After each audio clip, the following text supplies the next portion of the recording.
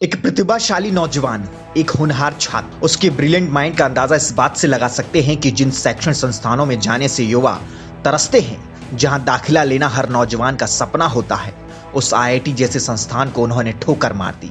यही नहीं, अब जिस विश्वविद्यालय का नाम मैं आपको बताने जा रहा हूं, उसमें तो शायद दुनिया का हर नौजवान पढ़ने के सपने और ख्वाब पालता है, लेकिन वो अलग था। उसके लिए इन कॉलेजेस की डिग्री कोई मायने नहीं रखती थी और उसने इन दोनों प्रतिष्ठित इंस्टीट्यूट को छोड़ चुना भारतीय सेना को।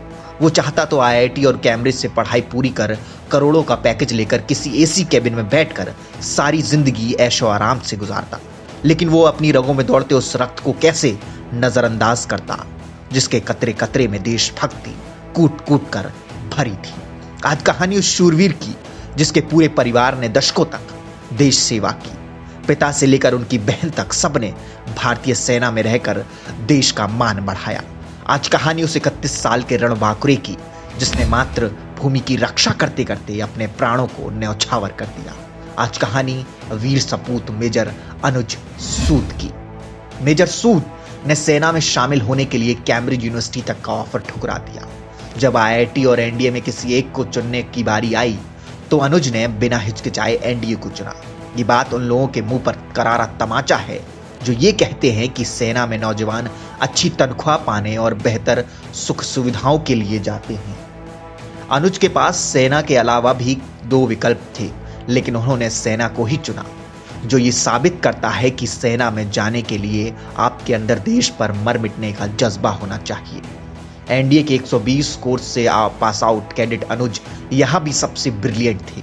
उन्होंने एनडीए के सभी 6 टर्म्स में टॉर्च होल्ड की थी और एकेडमी में ये एक बड़ा सम्मान होता है।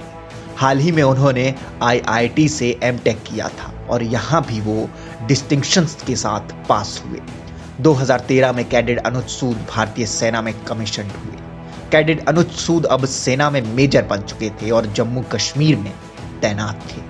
28 अप्रैल को कुपवाड़ा जिले के हंदवाड़ा के राजवाड़ा जंगलों में सुरक्षा बलों को आतंकियों के होने की गुप्त जानकारी मिली। इसके बाद सर्च ऑपरेशन शुरू किया गया और 1 मई को दिन में 3 बजे पहली बार मेजर अनुज सूद और उनकी टीम का आतंकियों से डायरेक्ट आमना सामना हुआ। हालांकि इस दौरान आतंकी यहां से फरार हो गए और 24 घंटे बाद हंदवाड़ा में 11 नागरिकों को बंधक बनाते हुए एक घर में छिप गए। उनके मूवमेंट की ताजा जानकारी इंटेलिजेंस को मिली। इसके बाद 2 मई को मिले इनपुट के आधार पर हंदवाड़ा में घर को घेरने को लेकर ऑपरेशन शुरू किया गया। ये सेना की 21 आरआर और जम्मू कश्मीर पुलिस का जॉइंट ऑपरेशन था। इस टीम में सेना के 5 और जम्मू कश्मीर पुलिस के जवान नागरिकों को बचाने के लिए इलाके में दाखिल हुए। अनुज और उनके साथी जैसे ही अंदर की ओर बढ़े, घर के एक छोर से फायरिंग शुरू हो गई। इसी बीच मेजर अनुज और उनके साथियों ने मोर्चा संभाल लिया। धीरे धीरे कर उन्होंने घर के बंधक बनाए हुए लोगों को, नागरिकों को सकुशल वहां से बाहर निकाल लिया। उसके बाद कर्नल आशुतोष, मेजर अनुज और उनके साथियों ने जवाबी कार्रवाई तेज कर दी। दोनों तरफ से लगातार गोलियों की बौछार हो रही थी। इसी बीच मेजर अनुज और उनकी टीम ने 2 आतंकियों को ढेर कर दिया। अब इस घर का एक हिस्सा जवानों के कब्जे में आ चुका था। कर्नल आशुतोष की अगुवाई में जैसे ही मेजर अनुज और उनके बाकी साथी आगे बढ़ते हैं, तभी छुपे हुए आतंकी उन पर ताबड़तोड़ फायरिंग खोल देते हैं। लेकिन इस हमले में मेजर अनुज बुरी तरीके से घायल हो जाते हैं। वो हौसला नहीं हारते, वो लगातार अपनी टीम का साथ देते हैं, लेकिन खून बहुत ज्यादा बह जाने की वजह से मेजर सूद वीरगति को प्राप्त हो जाते हैं। उनके साथ इस भयंकर मुठभेड़ में कर्नल आशुतोष, नायक राकेश, लांस नायक दिनेश और जम्मू कश्मीर पुलिस के शकील भी बलिदान होते हैं। सितंबर 2017 में सॉफ्टवेयर इंजीनियर आकृति से उनकी शादी हुई थी। नवंबर 2019 के बाद से दोनों की मुलाकात नहीं हुई थी और उस समय अनुज अपनी पोस्टिंग के लिए कश्मीर चले गए थे। आकृति ने अपनी जॉब से इस्तीफा दे दिया था और वो अपने पति के पास जाने की प्लानिंग कर चुकी थी। मेजर अनुज 22 मार्च 2020 को छुट्टी पर घर आने वाले थे, लेकिन कोरोना वायरस महामारी की वजह से लॉकडाउन हो गया। इसकी वजह से ही वो घर नहीं आ सके। शहीद होने से कुछ ही मिनट पहले उनकी अपनी पत्नी से व्हाट्सएप चैट हुई थी। 3 मई 2020 को उनकी अगली पोस्टिंग उनका इंतजार कर रही थी, लेकिन 2 मई को एक एनकाउंटर में वो शहीद हो गए। शहीद होने से पहले मेजर सूद की इंस्टाग्राम पोस्ट देश सेवा के उनके जज्बे को बयान करने वाली थी। उन्होंने लिखा था कि जो चीज़ सबसे ज़्यादा अहमियत रखती है वो है हिम्मत और सम्मान। उन चीज़ों को आप अगर खो देते हैं तो आपकी अहमियत आपके बूट्स पर जमी धूल से भी कम हो जाती है।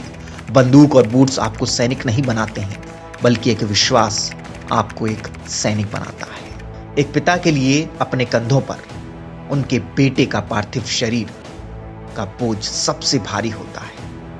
उनके पिता रिटायर्ड ब्रिगेडियर चंद्रकांत सूद की बात सुनेंगे तो इसका एहसास कर पाएंगे कि एक फौजी पिता कैसा होता है, एक फौजी किस मिट्टी का बना होता है। ये मेजर सूद के पिता रिटायर्ड ब्रिगेडियर चंद्रकांत सूद को देखकर पता चलता है। एक चैनल से बातचीत में उन्होंने कहा उसे 22 मार्च को आना था, मगर लॉकडाउन की वजह से छुट्टी कैंसिल हो गई। 3 मई को उसकी फ्रेश लीव लगी थी, उसे घर आना था, घर आएगा। इसके बाद ब्रिगेडियर सूद थोड़ी देर के लिए चुप हो जाते हैं। चेहरे पर बेटे के शौर्य पर गर्व भरी मुस्कान तो है, मगर उसके पीछे बड़ा दर्द छुपा है। थोड़ा संभलने के बाद वो फिर कहते हैं आएगा, घर आएगा। उन्होंने कहा ये तो उनके बेटे का कर्तव्य था जो उन्होंने निभाया। उनका काम ही था कि वो लोगों की जान बचाएं, और वो उन्होंने पूरे हिम्मत और जज्बे के साथ किया। 17 दिसंबर 1989 को जन्मे मेजर अनुज सूद अब उन वीरों में हैं जिनकी वीरता की मिसाल आने वाली कई पीढ़ियों को दी जाएगी। उनकी रगों में उस परिवार का खून दौड़ता था जिसकी पूरी जिंदगी देश सेवा में समर्पित रही। पिता ब्रिगेडियर चंद्रकांत सूद ने देश की सेवा की तो बहन भी एक आर्मी ऑफिसर है। वाकई में बलिदानी मेजर अनुज सूद की रगों में वीरता, साहस और पराक्रम खून बनकर दौड़ता था। ऐसे वीरों को पाकर ये धरती धन्य हो जाती है। उन माँ बाप की छाती भी फौलाद से कम नहीं जिन्होंने अपने इकलौते वीर सपूत को माँ भारती के चरणों में समर्पित कर दिया। नमन है उस वीरांगना को जिसकी हाथों की मेहंदी का रंग अभी उतरा भी नहीं था। नमन है उस माँ की कोख को जिसने मेजर सूद जैसे शूरवीर को जन्म दिया। ये धरा जब तक रहेगी, ये अंबर जब तक रहेगा, ये सूरज चांद जब तक आसमान में रहेगा, भारतवर्ष का कण कण आपके बलिदान का तब तक ऋणी रहेगा। जय हिंद, जय भारत। अगर आप ये वीडियो YouTube पर देख रहे हैं तो हमारे चैनल को सब्सक्राइब कर बेल आइकन दबाना ना भूलें। अगर आप हमारी वीडियो को Facebook पर देख रहे हैं तो हमारे पेज को फॉलो और लाइक करना ना भूलें।